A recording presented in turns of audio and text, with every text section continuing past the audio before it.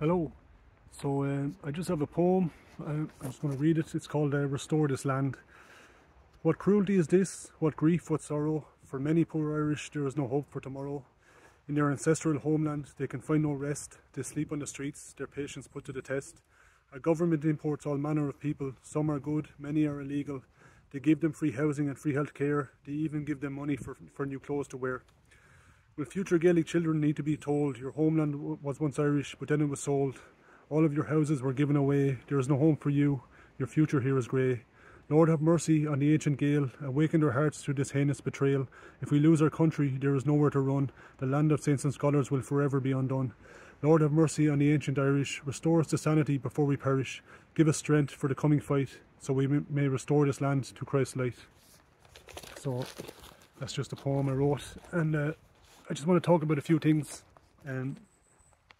So the first thing I want to talk about is obviously the big issue of our time is at the moment is immigration, and the reason why it's such a big issue is because literally within my lifetime Irish people will be a minority in their own country if it continues on its current trajectory. And the reason why that's so worrying is because if you look what's happening at the moment in South Africa. So South Africa, when I was a child, now it had apartheid and everything, but in the 80s it was a functioning state, you know, the wealthiest country in Africa and all that, and you know, I think apart from the apartheid thing, it was doing quite well.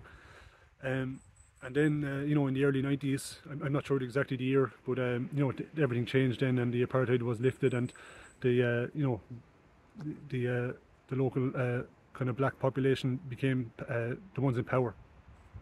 And since then, in 30 years, South Africa has become probably one of the most dangerous countries in the world, especially if you're of European descent. At the moment, there's a guy, I can't remember his name, but he's an opposition leader in South Africa, a leader of the third largest party, and he was, you know, singing this song called "Kill the Boer, Kill the Farmer," you know, and there's no repercussions for him, you know, saying or doing that, saying that song, singing that song. And that kind of leads, you know, people to think it's okay to kill the farmers over there. And at the moment, approximately 70 farmers a year are being murdered on their farms, and another 300 or so attacks every year. And that's just the farms. That's not including the cities where, you know, where it's, I think, many times more dangerous. So, and the reason why I'm bringing up South Africa is because in the space of 30 years, it went from a functioning state with problems like every country does, to now it's like really lawless. And if you're poor over there and of European descent, then you're in big trouble. If you're rich, you can afford private security and things like that, and you know, you could probably find a decent place to live. But you know, I saw a documentary this a good few years ago, 12 years ago, and it was like poor South Africans living in the city, white South Africans, and you know, it was horrible what they were going through back then. So, and imagine, I think it's much worse now. You know, they're targeted, and they're easy targets because there's nobody standing up for them, there's nobody to defend them. And I think that in the future, if things continue, that is what Ireland and other European countries are facing. If you become a minority and give away the power in your own country, the people who are coming in have no affinity to you. They're not, you know, they're not necessarily grateful or respectful, or you know, they have no desire to preserve your culture or your heritage, and they will most likely, once they get into power, extremists are going to start coming to the fore, and they're going to start calling for the murdering of the native populations. I foresee that happening if things continue as they are going at the moment. And that's in the space that happened in South Africa in the space of 30 years. Ireland is predicted to be, Irish people are predicted to be in a minority in Ireland by 2050, so that's you know, approximately 30 years. Now it probably won't happen in 30 years, but by the, you know, maybe not in my lifetime, but certainly the next generation coming up, they will see it, this kind of this level of barbarity that's coming to our country, where the native population will be could be hunted down by the newcomers. You know, so it's happening in South Africa, and it's undeniable. It's been called a genocide, and you know, it's fairly serious. You know, and even if, you know, to live like that, imagine living in a country where you're taking your life in your hands, and you know, just by working on your farm, and you're in fear of some rogues or criminals coming in and just attacking you. And I've seen video footage of it happening. This is not like I've been watching this on and off for years. These guys are. I've seen video footage of farmers, homesteads being attacked, and the difference is out in South Africa they're allowed to have guns so they can defend themselves, but over here we're not allowed to have guns. So it's going to get, if it goes to that, it'll be pretty bad, So I think it's worth. I don't know if I don't watch the news anymore, so I don't know if they're actually even reporting on it in the news. I stopped watching all that stuff because it's I felt like it was making me stupid because they're not telling the truth. They spin everything. They just don't tell it straight. They don't say things straight. So yeah. So I wanted to talk. That's the other thing. Yeah. What's coming? I think this winter. I was talking there was we've had a really bad summer here in Ireland, lots of rain, and it's going to affect the crops. It's affecting the crops, and the harvest is going to be bad. So that's going to lead to increased food prices because there's going to be a shortage. Also in Ukraine, I think the Russians have put an embargo on Ukrainian exports of grain and stuff like that. So it looks like there's going to be food shortages this summer, or if not food shortages, certainly greatly inflated prices of food, which has already happened in Ireland. It's crazy, but I think it's going to get worse. I hope not, but that's the way I see it happening at the moment. So yeah, if you have like what I'm doing, I'm just stocking up a little bit here and there, just buying a few extra things, just when they're now at a fairly reasonable price, because I think that come January, February, it's going to be very expensive. Yeah. So and then the other thing I want to talk about is on one of the papers today. I don't read the papers, like I don't watch the news, but I can't do it anymore. I tried to read them, but it's so the people who write, the journalists are so disingenuous. It's like they're just shilling for the establishment. Every journalist, every major newspaper, every TV channel, they're shilling for the establishment. It's hard to watch. It's really hard to watch. But yeah, so one of the headlines on the papers was our Taoiseach, Micheál Martin, was saying that we should prep for another COVID style thing coming in September and all this stuff. That just, when I saw that headline, it just brought me back to Bill Gates and what he said, about there's a video of him.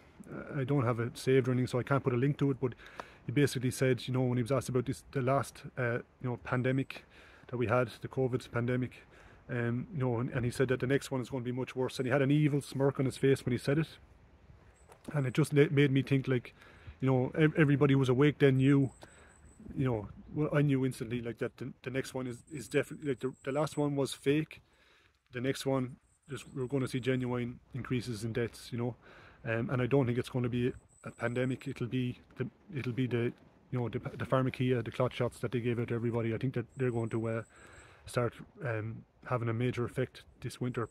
They're already having a major effect.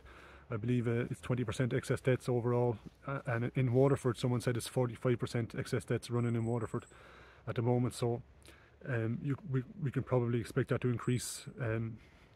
So, and they're not going to tell you the truth. Of course, they'll tell you it's a new what did they say it was, a virus X, or they're making a vaccine for virus X. They don't even know what the disease is yet, and they're making a vaccine for it already. How stupid do you think we are? Like, honestly. Now, so that's, when I just saw that, like, I just said, yeah, it's going to be the effects from the last round of clot shots that are going to cause the next round of excess deaths. So, and then I was just thinking, like, how, I'm really grateful I didn't take anything like that. I was never going to take it, to be honest with you. But I know a lot of people who did, and I think a lot of people are worried about it, which is understandable. And I didn't look into any treatments for it because I didn't take it myself.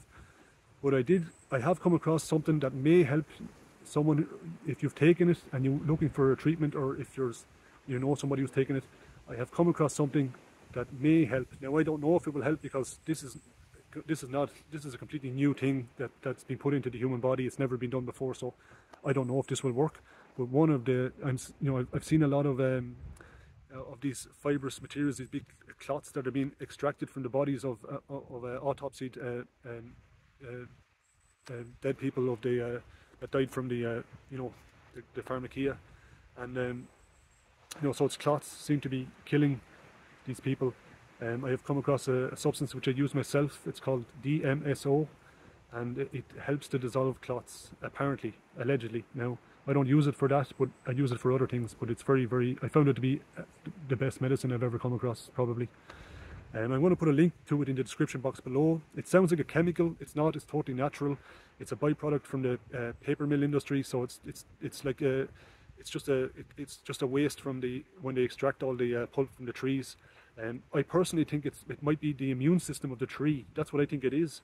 It's a wonderful herb, wonderful medicine, totally natural. The only thing is, if you're taking other medication, like pharmaceutical medication, don't take it at the same time as this stuff, because it makes everything stronger. So you can take it with other herbs, it's fine. Most herbs, I believe, are fine, but if you take it with pharmaceuticals, I wouldn't do that. I take it well away, 4 hours, 6 hours apart or something. But if you're interested in it, you can click on the link below. I don't get paid for this or anything. This is just if somebody maybe is looking for something to help, and I don't know if it will help, but it might help. So it's called DMSO. I think it's dimethyl sulfuric oxide or something. Sounds like a chemical, but it's not. It's totally natural. So if you're interested in that, you could try it out. It's very reasonably priced, and it's not you only need a little bit. You don't need a whole lot. But it has a side effect. It makes you smell like garlic. But if you're willing to put up with that, or people around you are willing to put up with it, it might be worth a shot. And like I said, I don't know if it'll help, but if I was in that situation, I would be just trying anything. I would be trying anything to try and alleviate the effects of the poison. So I don't have much else to say. I'm just going to leave it there. And look, I hope that helps somebody. And yeah, God bless. Take care.